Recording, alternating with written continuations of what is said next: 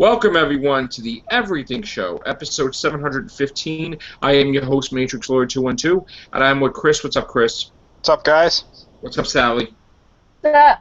All right, so what do you got, Chris? Well, I don't know how you wanted to go about this, but we wanted to talk about Independence Day Resurgence. Yes, we could talk about it. Spoiler warning, guys, for what he's about to say. If you didn't see the movie Independence Day Resurgence, don't listen to this part. And then when we're done with Independence Day story, we'll be like, end spoilers.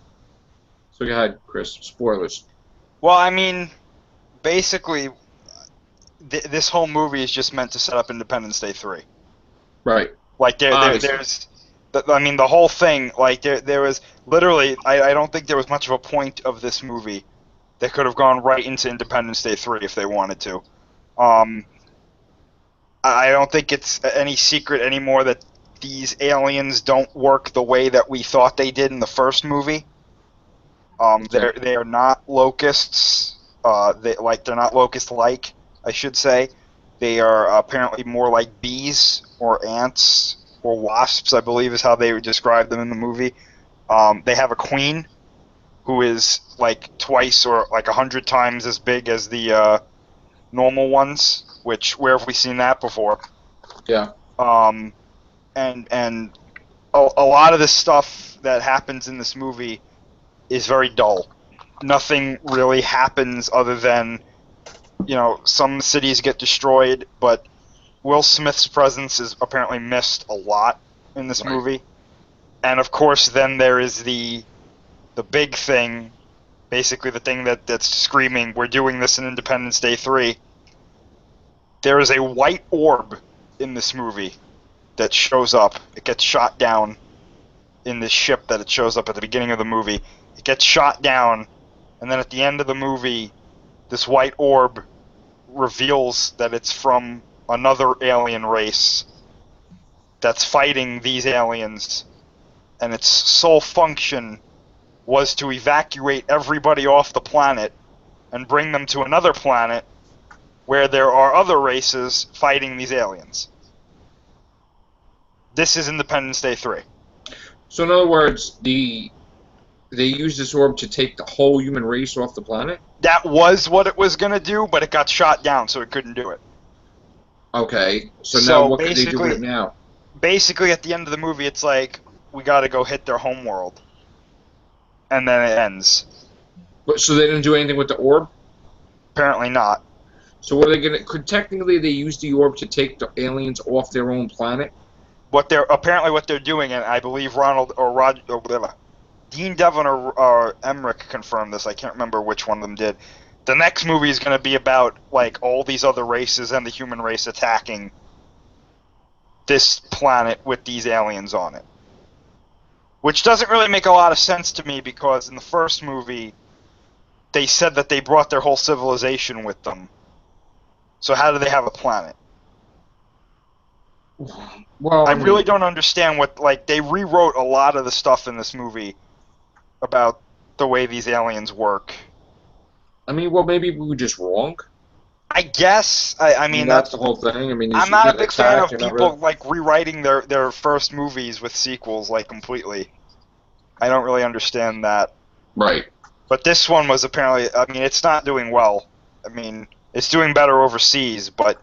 Well, we're in this situation, Chris, where here's the thing: no matter what, it's got to make back its budget. Correct? Oh yeah. Okay, so the situation we're in right now is that Independence Day Resurgence wasn't even #1. That's bad in itself. That's very bad. Because you got to try to capture the #1 spot, because then you're a better chance of success. Very few movies who never reached #1 have been of the caliber of like to do well to get a sequel. I think the only exceptions I can think of is that my Big Fat Greek Wedding never made #1, but was #2 for like months, which was like amazing. And of course, years later, it got a sequel. But Independence Day Resurgence domestically, it made $41,600,000. Now, if this was like a movie like a love story or something where they would spend like $20 or $30 million or whatever, that would be cool, you know. But this is supposed to be a big Hollywood blockbuster sequel that these movies have to make hundreds and hundreds and hundreds of millions of dollars in order for it to be a success. And worldwide, we're standing at 143 million. The budget's 165. So basically, it has to make 20 million to meet its budget. Now, in order for it to be a sequel, it would have to make 400 million, I would think. Whether it be foreign or domestically. Now, odds are we know domestically that's not happening. So it's going to have to make at least, I mean, it's 165. Maybe they'll greenlight the sequel if it makes at least 265 or 300 million to be kind. But it should make over 400 million just to get a sequel. You know, definitely. So for some reason, like, here it is, all right? It's not going to go away in the theaters. So if it could withstand the other movies out there and just remain number 2 for a couple weeks, I mean, it's a good chance. Or even if it remains in the top 5 for a little while, all right? I could see it happening. I honestly think there's going to be an Independence Day 3. But you don't think so, right? Or oh no, I think they're gonna do it, but right. I think they're really losing their audience with this. Yeah. Yeah. And I gotta tell you, this movie came out at a really bad time. It came out against Finding Dory. Who does that though? That's seriously. Like, that's so dumb. It's like one of the most anticipated sequels for any movie ever. And Independence Day is not. Everyone kind of heard, oh, Independence Day 2? Oh, okay, I guess that's okay. Didn't the aliens die at the end of that movie? It was like, you know, there was really no point. There's no point in making, like, Independence Day is a good movie. It stands alone. It has an ending. It satisfied everybody. It's fine. And I got to tell you, too, I think that the absence of Will Smith, from reports I've been hearing, the absence of Will Smith is really felt in this movie. well, odds are, okay, I'm sure they'll make him an offer to be in another one. I'm sure they can come up with the president kept this a secret mission. He can't even do that anymore. Why? He's dead. No, isn't there a female president? She's dead too. But can't they just say, well, she made this, like, we found out she made this secret mission? From what I heard, they make it pretty definitive that he's dead and he's not coming back. Will Smith, definitely? Yeah. Like his they character? were like, no, he's dead. They're like, he died. I think they could change it, obviously, Chris. Oh. If they're like, you know, that's the only way they could save Independence Day 3, right? I mean, basically, I mean, honestly, like, I mean, how did Brett Spinner live? Oh, the White Orb is responsible for that too.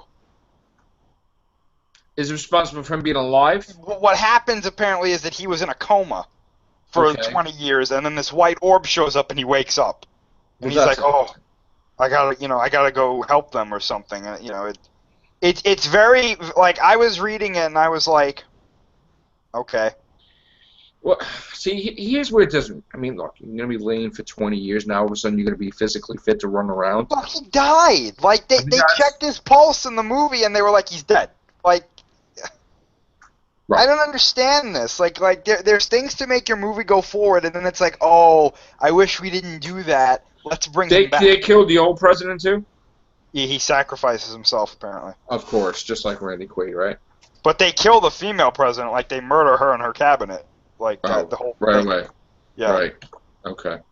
And who's the president now? We don't know, right? Some general in the movie gets either, like, you're the only person alive that could be president, and he's like, okay, I'll do it. Right. Oh, he's not that good? Yeah. I was hoping that they would make Jeff Goldblum president, but that, you know, I guess that's wishing too much. Right. But, you know, whatever. All right, so that's the end of spoilers for Independence Day Resurgence. Talking again about the box office, we're going to be talking about Turtles Out of the Shadows. Now, as I predicted, it's still making money. And here's the key: it's at $153,917,555. Just about over $20 million, almost $20 million profit. Again, it needs to make a little more to get a sequel. Maybe another 30 or 40 million. They could be kind and say, yeah, okay, let's do it. I could see it making another 5 million or 10 million or whatever. I think Turtles is going to get greenlit for a 3. Honestly, I mean, it didn't make what it. So. What's that, Sally? Yeah, I think so too. Yeah, and I think the next time they'll fix the mistake to make it more profitable. Now, X-Men, again, X-Men did $523 million worldwide. It basically, domestically, still making money. Okay, it's at $151 million domestically. Odds are that it probably domestically, if it makes its budget as $178 million domestically, that's even a better sign. But of course, it's dropping. So it doesn't look like there's that much life left for XMen Apocalypse. Maybe it can finish up at $156 million domestically, or maybe worldwide it can finish off at 530. But that's already getting a sequel. They already said it. But then they had this secret meeting, Chris. Now, we had talked about this meeting also, that this was taking place between Marvel and Fox. Why don't you tell us about it? Yeah, previously I had heard this from several different sources. And again, this is still just a rumor. This is not confirmed in any way yet. But from as many people as reporting it maybe something is going on.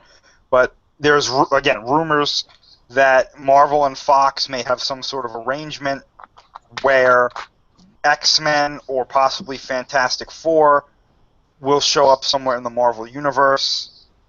I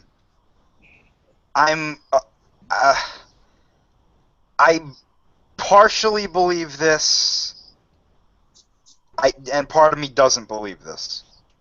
Right. The reason I say that is because they could easily do this in another phase. But that's so far in the future that a deal like this could fall through pretty quickly.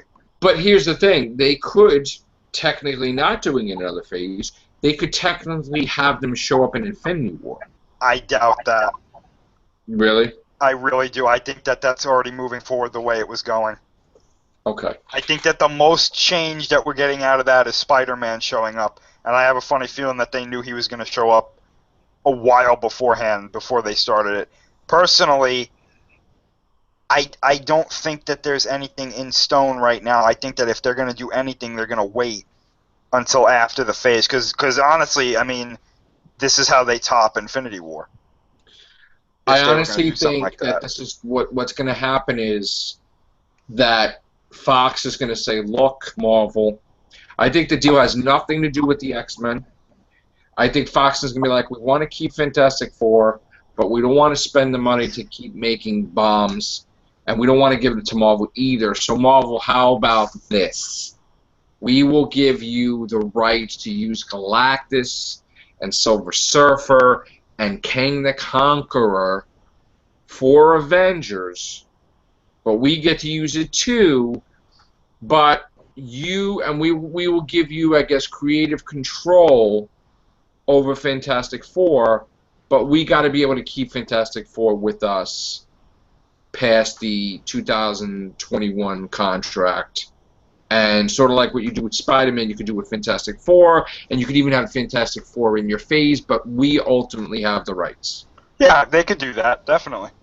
And then Marvel should, in all actuality, say, look, it's not the deal we want, but technically when Infinity War is over, we could do Galactus, we could do Silver Surfer, we could do Fantastic Four in this big, huge battle, or they could do a Kang the Conqueror thing. I mean, it sets the stage for a couple Avengers movies. Absolutely, yeah. So they could possibly say, okay, you fought Thanos, But that was just the tip of the iceberg on what you're going to face in the universe. And that's the opening right there, where they're all happy at the end of Infinity War Part 2. Look what we did.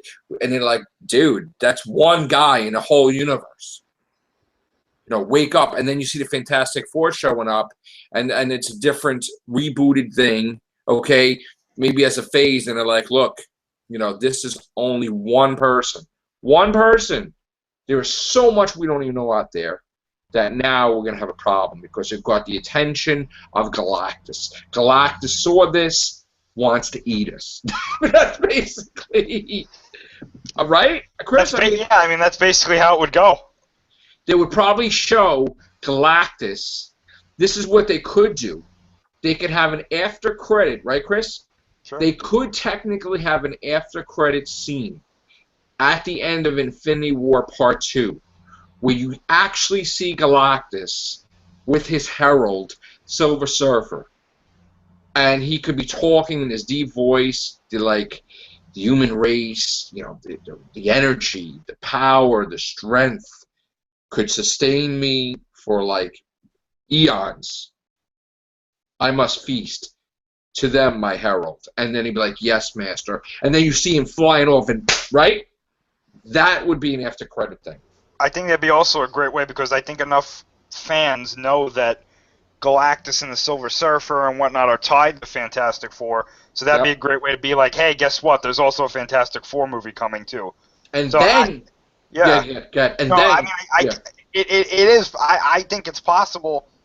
Do I think it's going to happen that way? No, I doubt it. But then what you do? Wait. Then what you do? Okay, finish it. No, I'm just saying. I don't know. What you do is you have him send out ships to try to do something with the radiation, because he's going to feast on it before Silver Surfer gets there. The ship goes into space, not knowing about this radiation. 4 travelers. Boom! The Fantastic Four are created. It's going to take Silver Surfer at least 3 years to get there, or 2 years to get there. They say that. And then, boom, you establish the Fantastic Four movie, the second Fantastic Four movie, or whatever in Marvel. You have a massive thing with the Avengers and the Fantastic Four. And then you could throw in the X-Men just like that, possibly, as a added bonus. How fantastic would that be? Was that a pun intended? You know, I didn't even think of that, but okay, there you go. No, I think it would be great. I really do. I think that if they did something similar to that, it would be really good. And I say this as I have my Arrow Cup from DC that I got. Awesome. Can't wait to drink out of it. That sounds like a good idea. Yeah? Well, maybe it's because the writer of me, Sally. I don't know.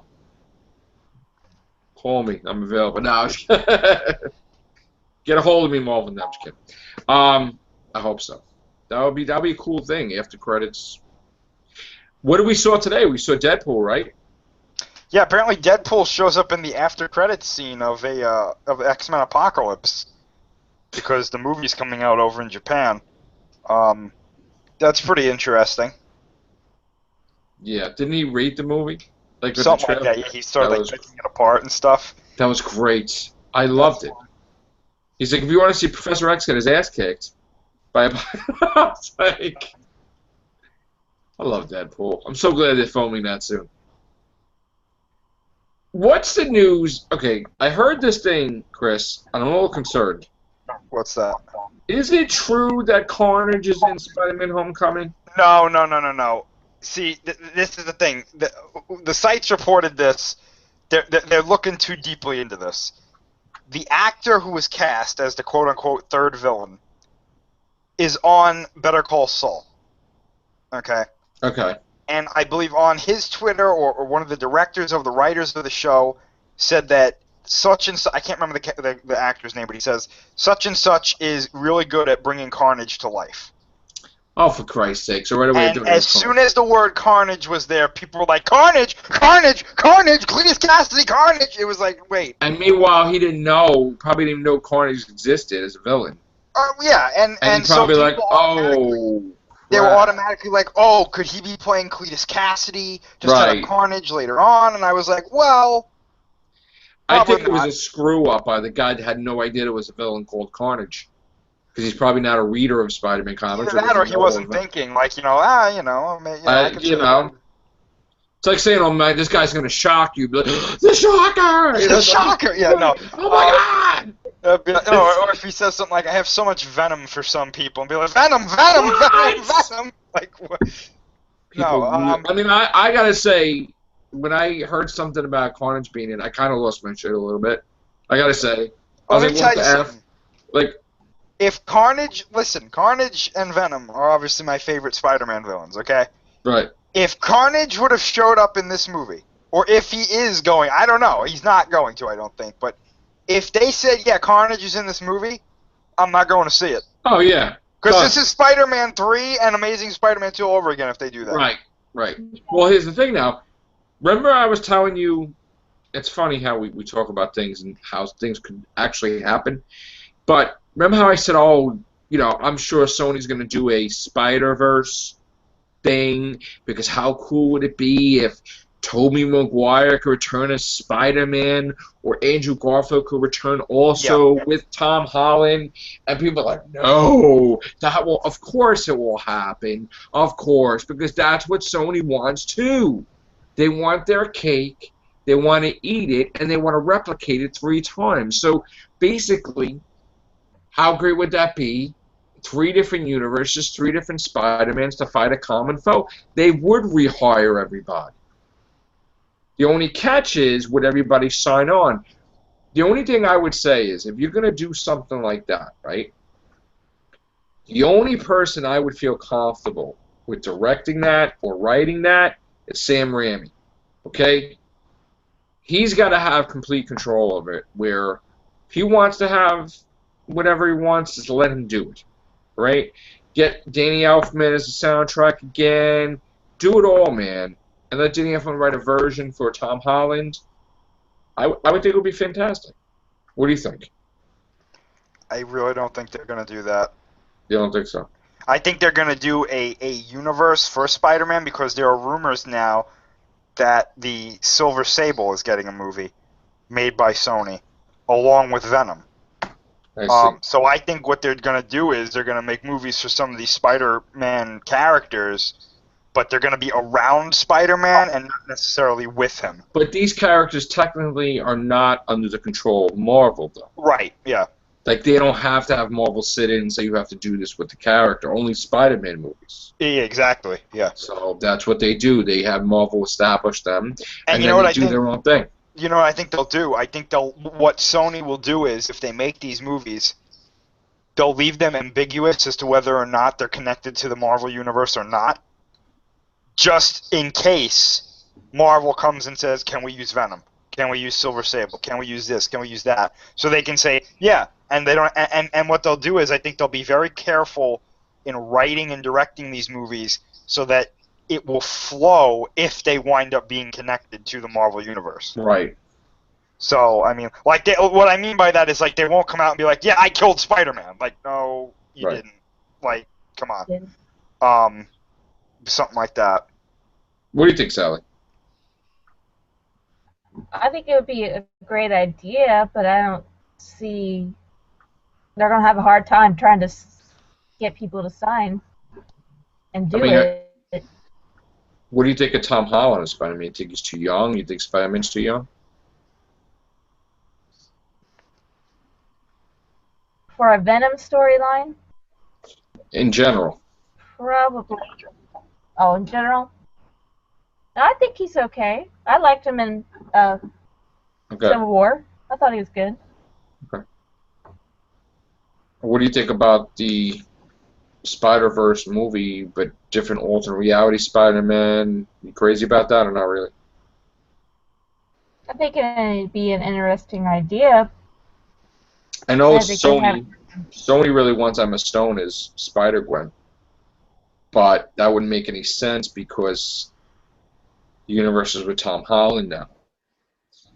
So, don't know about that. Sally, what do you think about what we said about Galactus and Silver Surfer and all that stuff?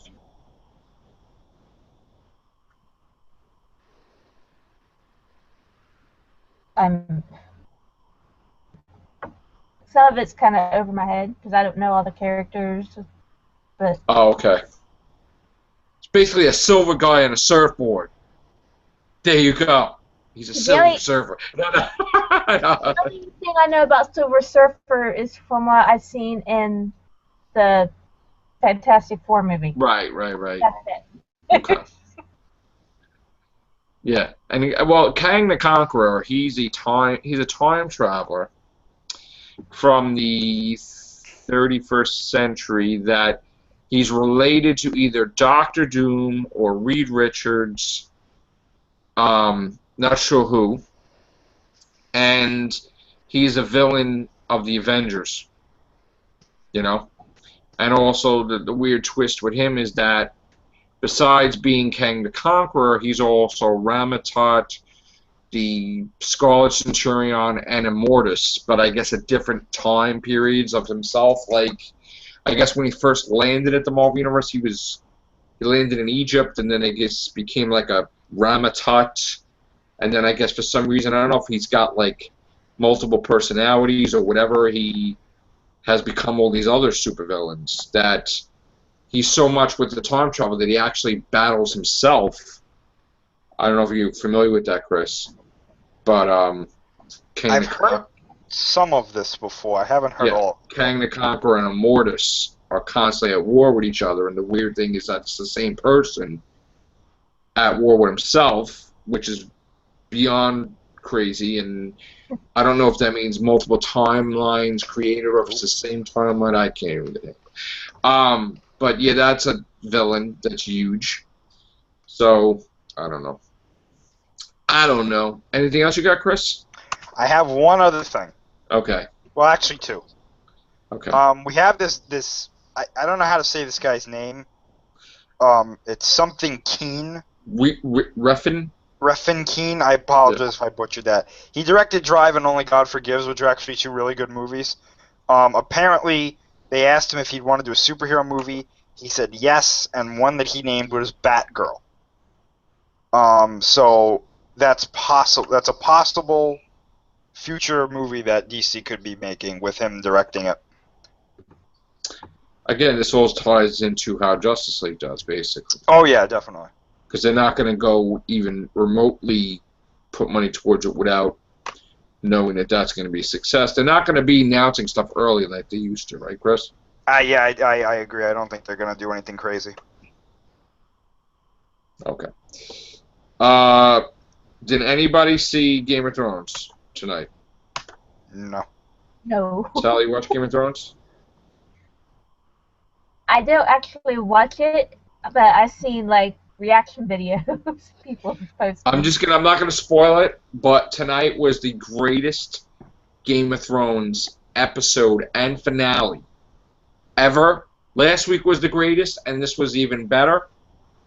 And for them to do the season without really having books to draw from, I guess, they got enough input from the author to do what they had to do. But I gotta say, this was my absolute favorite season. I mean, for years I wasn't happy with this happening to this character. I'm like, oh, come on, this, that, this. Now, not only did I get my wish, but I got bonus. Like, every possible thing you could possibly want is happening in the last finale.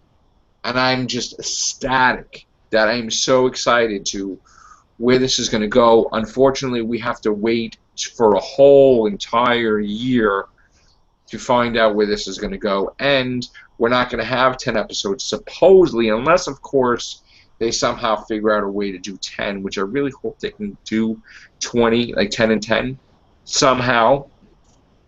But this was fantastic. Perfect episode. I'm not going to give any spoilers. Check out the Game of Thrones finale. And the only thing I'm upset about now is what the heck do I watch? Yeah, right. There's nothing on Sunday nights now.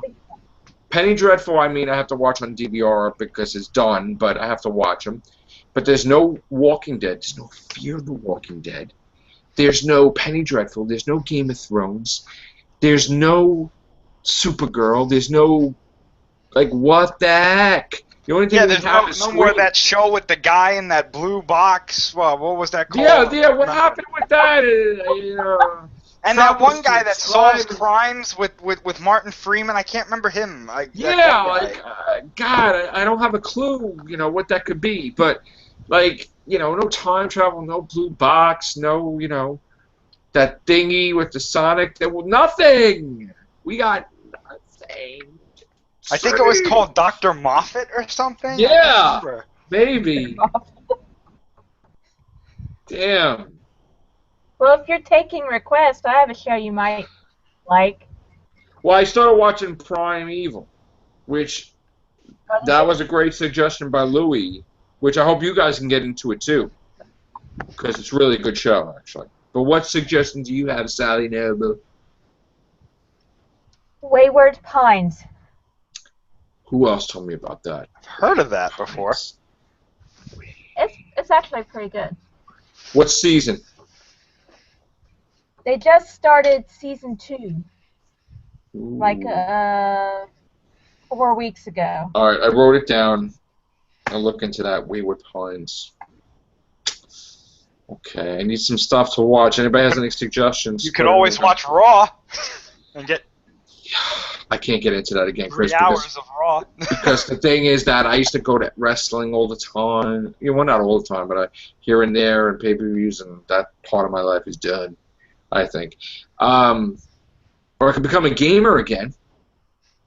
That people want to do video game casts, and I can't do video game casts if I'm not a gamer. But I did buy that Retron thing that plays a Nintendo and Super Nintendo. I had it shipped. I had that cartridge with 150 games on one. It doesn't work. Really? And I'm like, oh, come on. That sucks. Yeah, I know, because I was been like, oh, man, this is it. No. Now it's like I got to buy a game just to test out the system. Ugh, I don't know. Not going my way, I guess. But can't do video. Yeah. I have one piece of news that might make you feel better. Okay. Because I know you bought those Godzilla figures last time you went out somewhere. I don't remember. You bought Mechagodzilla and King Caesar. Yes. We got some news today. Finally, the merchandise I've been waiting to see from Shin Gojira.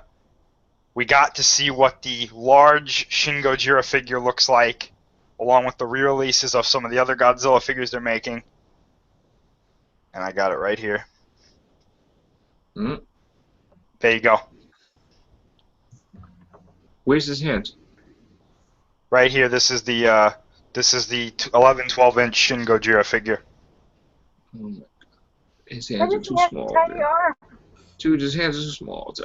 I really like this figure. I think this actually looks better than we see in the movie. His hands are too small, dude. No, actually, on this, like, you can't really see it here. I've seen other pictures of it. It's actually really well proportioned. Really? Yeah, I'm serious. It's better. This isn't really a what great is that? picture. Is that a new Mechagodzilla? What is that? This is these two down here are also the same size. This is Godzilla from Final Wars, and this is Kiru from Mechagodzilla, the Millennium Series Mechagodzilla. Oh. And they're re-releasing these smaller versions of them too as well. When are these coming out? July. Sometime in July. I see. So, that's cool. Right. All right. So there you go. That's awesome. All right, guys, that's going to be it for tonight. So thank you very much, Chris. Thank you very much, Sally. Take care. Bye for now.